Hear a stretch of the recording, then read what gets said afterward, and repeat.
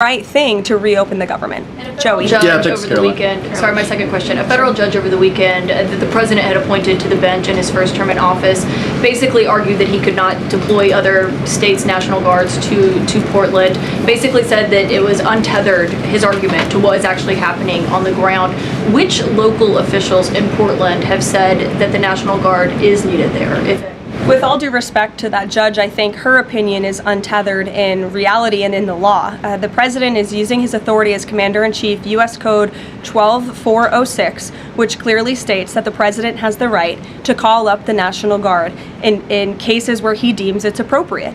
And if you look at what has happened in Portland, Oregon, for more than 100 nights, I was talking to our law enforcement team about it this morning, for more than 100 days, night after night after night, the ICE facility has been really under siege by these anarchists outside. They have been disrespecting law enforcement. They've been inciting violence. We saw, again, a guillotine rolled out in front of this federal building. And so the president wants to ensure that our federal buildings and our assets are protected.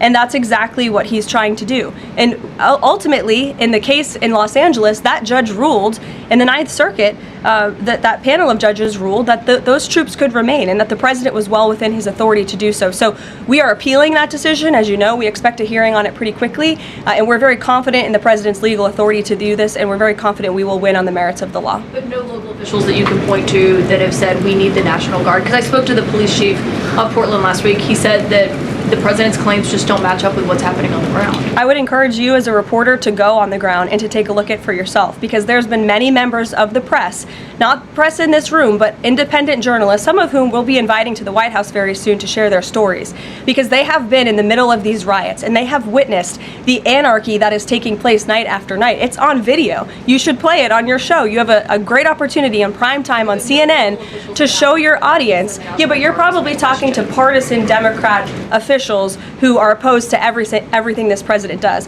You should also ask the people who live in Portland. We've actually heard from many members of the community who have said that this is complete civil disobedience. It's a mess. It's been loud. It's been troubling for neighbors in the community who are just trying to live peacefully. And these people are not there to peacefully protest. They are there to cause mayhem and havoc. Yeah, Caroline. Stephen, go ahead.